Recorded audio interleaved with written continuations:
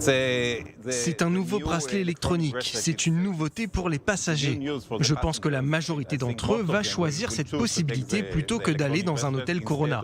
Ils préféreront rester à la maison 10 ou 14 jours. C'est une bonne nouvelle, ça permet de rouvrir le ciel. C'est super pour nous de ne pas faire l'isolement à l'hôtel et de pouvoir rentrer à la maison comme il faut. Je pense que ma vie privée est importante, mais le plus important pour moi est que Israël doit être dans une bonne situation sanitaire. Donc si c'est le prix à payer, j'en suis très heureuse. Ils m'ont donné le bracelet et ils m'ont donné le téléphone que je dois prendre à la maison et activer lorsque j'arrive. Et commence alors le confinement à la maison. Dès que nous avons entendu parler de cette option, nous avons pensé immédiatement au plaisir que cela représentait. On n'aurait jamais pensé que ça existerait et voilà, on y est, on rentre à la maison. En gros, je dois les tenir au courant si je dois sortir, faire un test ou si je dois sortir de la maison, ce genre de choses. Mais sinon, je dois rester en isolement. Alors, invité justement d'Israël 2.0, eh bien, le PDG de cette société qui a mis au point ces fameux bracelets.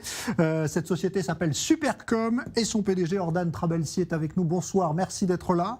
D'abord, on va faire une mise au point, parce que c'est vrai que quand on pense bracelet électronique, on pense aux prisonniers. Est-ce que ce sont les mêmes bracelets qu'on utilise pour les prisonniers dans les établissements pénitentiaires, ceux qui vont rester chez eux? C'est une excellente question.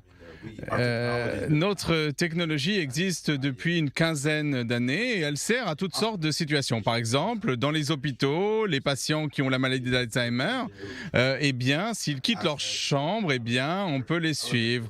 On peut suivre toutes sortes de gens dans diverses situations. Nous avons aussi, bien sûr, une autre technologie qui sert aux prisonniers, mais c'est une technologie qui est différente. En général, les prisonniers ont des bracelets qui sont très lourds, qui se mettent en général sur la cheville ou sur la cheville, qui sont beaucoup plus lourds.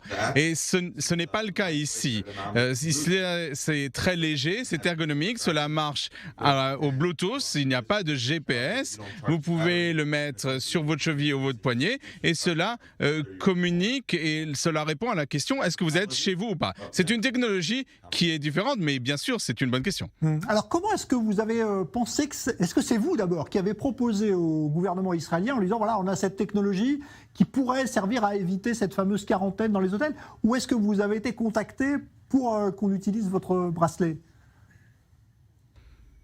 Supercom est une société cotée en bourse et lorsqu'en mars dernier on a eu comme le début de l'épidémie du coronavirus, nous avons annoncé que nous avions cette technologie, ces possibilités.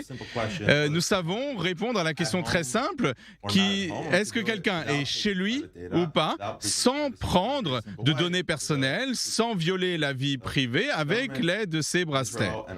Le gouvernement en Israël et dans d'autres pays savait que nous avions la technologie et par l'intermédiaire de nos relations avec divers contractants avec le gouvernement, on a pu offrir cette expérience pilote qui commence cette semaine à l'aéroport Ben Gurion. Bon, alors on a dit qu'il n'y en avait pas eu assez tellement les gens étaient volontaires pour le porter. C'est vrai ça? Vous en avez beaucoup à fournir? Il y en a assez pour tout le monde? Oui. Alors, c'est un test pilote de 100 bracelets. À l'aéroport, les gens pouvaient choisir entre aller à l'hôtel, l'hôtel Corona ou le bracelet. Presque tout le monde a choisi, bien sûr, le bracelet. Et donc, on a donné ces bracelets pour le test pilote. Aujourd'hui, on a un suivi, on voit comment cela fonctionne. Nous avons des milliers d'autres bracelets en stock. Et on a prévu de produire encore plusieurs milliers. Et maintenant, on attend la réponse du gouvernement de savoir combien ils en ont besoin.